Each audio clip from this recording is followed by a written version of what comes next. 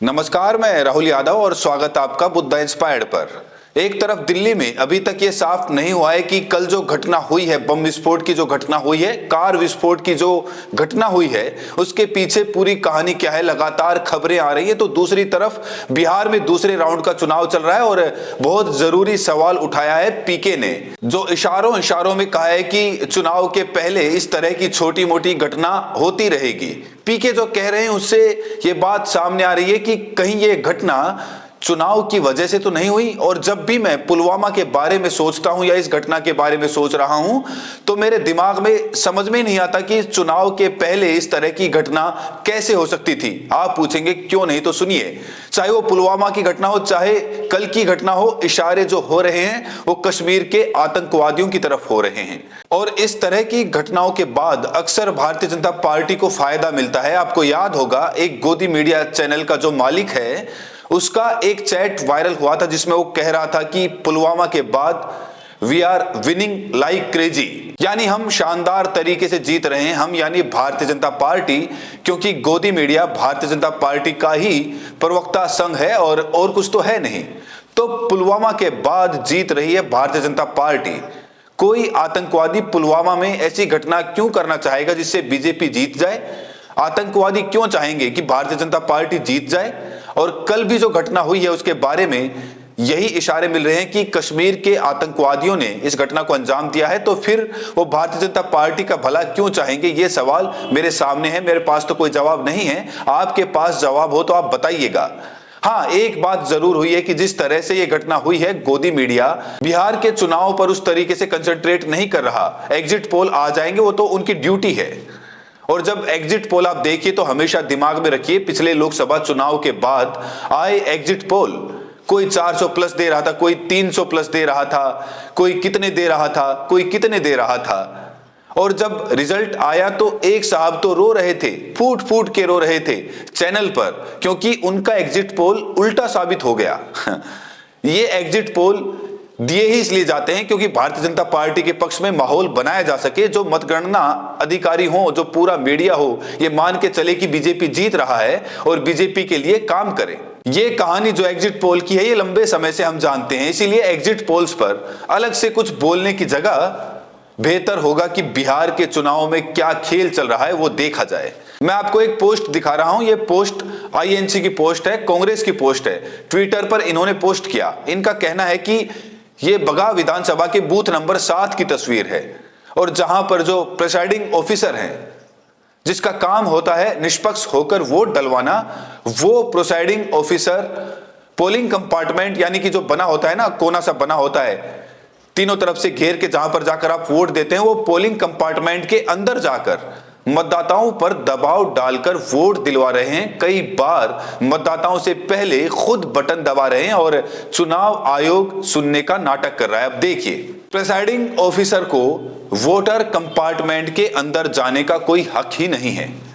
कोई भी चुनाव अधिकारी वोटर कंपार्टमेंट के अंदर सिर्फ और सिर्फ तभी जा सकता है जब कोई शिकायत करे कि मशीन काम नहीं कर रही है। तो मशीन की जांच करने के लिए जा सकता है। उसके लिए भी जो अधिकारी टेक्निकल ऑफिसर नियुक्त होगा उसको बुलाना पड़ेगा। आप जाकर चेक नहीं करेंगे क्योंकि आप होते नहीं है टेक्निकली एक्सपर्ट। वोटर कंपार्टमेंट गोपनीय होता है, जहां आप जाते हैं, मतदाता जाता है और वहां पर जिसे वोट देना होता है वोट देता है। हमारी लोकतांत्रिक प्रक्रिया में वोट पूरी तरह से कॉन्फिडेंशियल होता है, गोपनीय होता है।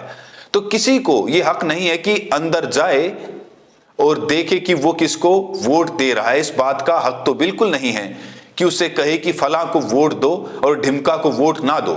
लेकिन आईएनसी, इंडियन नेशनल कांग्रेस, जो आरोप लगा रही है, अगर वो सही है तो बगहा विधानसभा के बूथ नंबर 7 पर प्रिसाइडिंग ऑफिसर साहब ना केवल नियमों के खिलाफ काम कर रहे हैं बल्कि खुद बटन दबा रहे हैं। आप समझ सकते हैं कि उनको सस्पेंड होना चाहिए था, उनके ऊपर कार्रवाई होनी चाहिए थी, वहां वोटिंग रोक देनी चाहिए थी। लेकिन जैसा कि इस पोस्ट में लिखा है, चुनाव आयोग सो रहा है। चुनाव आयोग तो तब भी सो रहा था जब 10,000 रुपये बीच चुनाव के बीच बांटे गए और ये बांटा सरकार के सरकारी सिस्टम से, सरकारी पैसा लोगों को बांटा गया। मैं याद दिला दूं, तमिलनाडु में चुनाव चल रहा था और उस समय सरकार की कई योजनाएं बंद करा दी गई थी। कि इन योजनाओं से वोटिंग पैटर्न पर असर पड़ सकता है, लेकिन यहां तो नई शुरू हुई योजना के पैसे आराम से ट्रांसफर होने दिए गए। नीतीश कुमार ने ट्रांसफर किए पैसे और चुनाव आयोग सोता रहा। हालांकि पैसे बांटने के जो आरोप लगे वो भी जनता ने ही लगाए। आप देखेंगे कि बीजेपी उम्मीदवार एक हैं, उनका नाम है लाल बाबू प्रसाद गुप्ता, चिरैया विधानसभा से उम्मीदवार हैं। उनका वीडियो वायरल हुआ जिसमें ये साहब ग्रामीणों को सीधे सीधे पैसा बांट रहे थे। और ये वीडियो वायरल किसी सरकारी एजेंसी ने नहीं किया, जनता ने वायरल किया।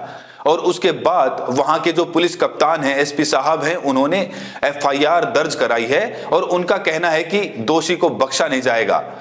लेकिन चुनाव में पैसा बांटना होता ही, हम सब जानते हैं और कोई इससे मुक्त नहीं है। अगर बिहार की बात करें तो आरजेडी के एक समर्थक सब्बा खान को 3 लाख रुपए नकद और आरजेडी के चुनावी पर्चों के साथ रंगे हाथों पकड़ा गया।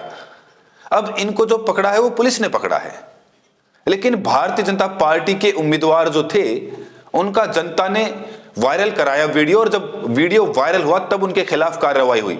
मैं आपको याद दिला दूं, महाराष्ट्र में विधानसभा के चुनाव थे और एक साहब होटल में बैठकर पैसे बांट रहे थे, कोई कार्रवाई नहीं हुई। उस समय भी जनता ने ही स्टिंग ऑपरेशन करके वायरल किया था, उसके बावजूद कोई कार्रवाई नहीं हुई। कल उत्तर प्रदेश के एक दबंग विधायक का वीडियो वायरल हो रहा था जिसमें प्रचार काम खत्म होने के बाद भी वो जनता के बीच थी और आरोप ये लगाया जा रहा था कि पैसे वैसे बांट रही हैं। उनके साथ उनकी सिक्योरिटी पुलिस भी थी। उन्होंने कहा कि मैं रिश्तेदारों से मिलने आई थी, लेकिन वीडियो देख के बहुत साफ लग रहा था कि रिश्तेदारों से मिलने नहीं, वोटर्स को प्रभावित करने आई थी। उनके खिलाफ भी कोई कार्रवाई नहीं हुई। तो तमाशा आप देख रहे हैं कि चुनाव आयोग आंख बंद किए हुए पड़ा हुआ है। चाहे राहुल गांधी के आरोप हो, आप सोचिए, राजनाथ सिंह जी कहते हैं कि राहुल गांधी जो आरोप लगा रहे हैं अगर सच है तो उसको लेकर चुनाव आयोग के पास जाना चाहिए। किस चुनाव आयोग के पास, जो उन आरोपों को सुने बिना खारिज कर देता है, जिसके ऊपर आरोप है बेसिकली कि वो चुनाव में गड़बड़ करवा रहा है। अगर एक घर में 250 लोगों से ज्यादा रजिस्टर्ड हैं और खबर आने के बाद भी चुनाव आयोग कोई कार्रवाई नहीं करता है, तो क्या शिकायत करने जाएंगे?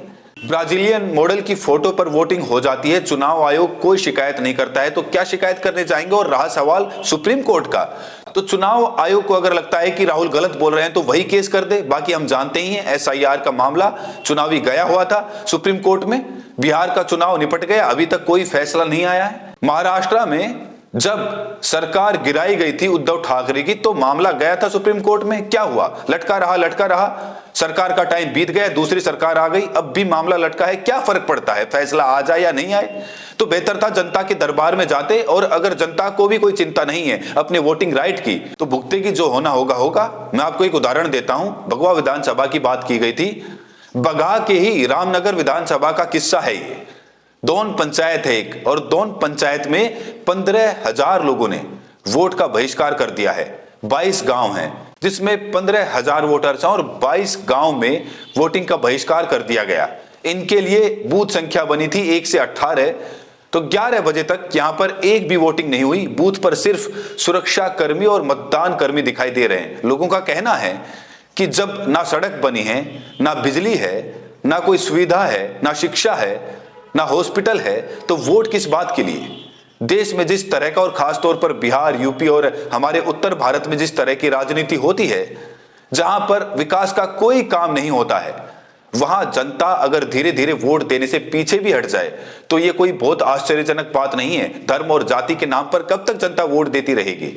और इसीलिए कई जगहों पर झड़पों की कहानी आई। विधायक लोग गए, लोगों ने सवाल पूछा कि आपने 5 साल में तो कुछ किया नहीं, अब आगे कुछ करेंगे, इस बात पर कैसे भरोसा किया जाए? एक नवादा जिले की घटना आई है जहां भाजपा प्रत्याशी और ग्रामीणों के बीच में झड़प हो गई है। यहां जो मामला है वो मतदान से जुड़ा हुआ विवाद है। कुछ लोगों के नाम वगैरह कट गए थे, उसके चलते यहां पर विवाद पहुंचा है। अरबल में वोटिंग के दौरान एक दुखद घटना हुई है। पीठासीन अधिकारी अरविंद कुमार जी की मौत हो गई है।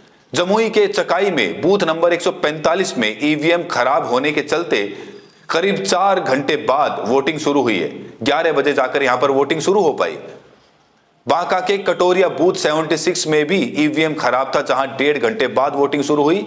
और औरंगाबाद के ओरा के दाऊद नगर में ईवीएम खराब था, जिसके चलते 40 मिनट बाद वोटिंग हुई। और जहानाबाद के बूथ संख्या 220 में 2 गुटों के बीच में झड़प हो गई, जिसमें 4 लोग घायल हो गए।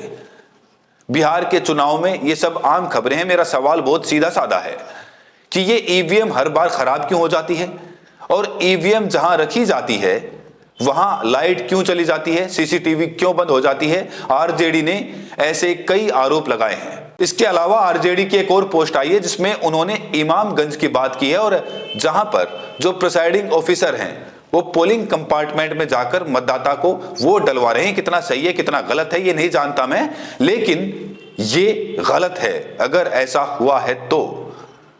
दरअसल चुनाव आयोग के पूरे कामकाज पर पिछले चुनावों में लगातार सवाल उठते रहे हैं, और इसीलिए शायद विपक्ष के जो नेता हैं वो थोड़ी थोड़ी बात पर ही बेहद सावधान हैं, और उनके लिए सावधान होना बहुत जरूरी है।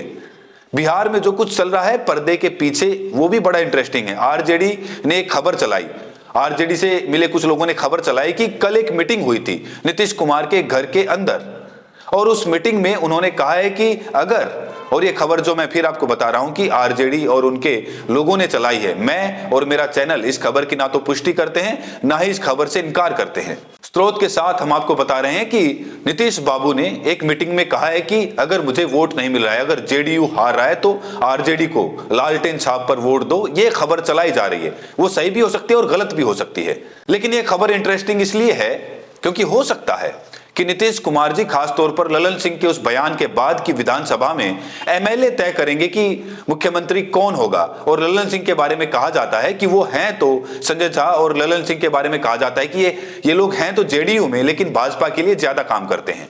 तो ये हो सकता है कि नीतीश कुमार जी, जिनकी आंखें एकदम चिड़िया के जैसे अर्जुन की आंखें सिर्फ चिड़िया को देखती थी, चिड़िया की आंख को देखती थी, वैसे ही हमारे नीतीश बाबू की आंखें जो हैं वो सिर्फ मुख्यमंत्री की कुर्सी को देखती हैं। उसके लिए वो किसी से भी समझौता कर सकते हैं।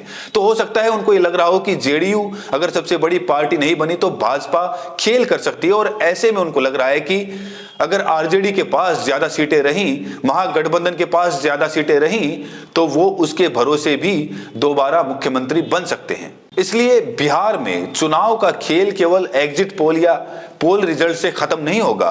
बिहार में उसके बाद भी बहुत सारे खेल चलते रहेंगे, और जब जो जैसे होगा हम आपको अपडेट करते रहेंगे। मेरा बहुत सिंपल सा एक पॉइंट है कि जनता जिसको चाहे उसे जिताए, ये तो समझ में आता है, लेकिन जिसकी जिम्मेदारी ईमानदारी से चुनाव कराने की है, अगर वो बेईमानी पर उतर जाए, एक एक आदमी की तस्वीर आए जो 3-3 अलग राज्यों में वोट दे चुका हो, एक एक घर में 250-250 लोगों की वोटिंग हो, कहीं से खबर आए कि पीठासीन अधिकारी वोट डलवाने की जगह जिसका काम बैठकर वोट डलवाना है, ये देखना है कि बेईमानी ना हो, वोटिंग कंपार्टमेंट में जाकर बटन दबवाने लगे, ये सब अगर होने लगे तो फिर तो जनता अपनी मर्जी से अपने नेता को कहां चुन रही है, फिर तो लोकतंत्र में लूट हो रही है, लोकतंत्र पर कब्जा हो गया है किसका, ये आप अच्छी तरह से समझते हैं। इसीलिए जरूरी है कि जो भी हुआ है उसके बाद खासतौर पर विपक्ष मतदान केंद्रों पर जहां पर जा रही हैं मशीनें, उन पर ध्यान रखे, एग्जिट पोल्स पर बिल्कुल ध्यान ना दे, एक एक बूथ पर एक एक वोट पर गिनती के समय मौजूद रहे, लड़े, ताकि कम से कम जनता ने जिसे वोट दिया है उसके पक्ष में फैसला आ सके। आपका क्या कहना है कमेंट में जरूर बताइए, और साथ में ये भी बताइए कि आप ये वीडियो देश के किस कोने से देख रहे हैं। बहुत बहुत शुक्रिया।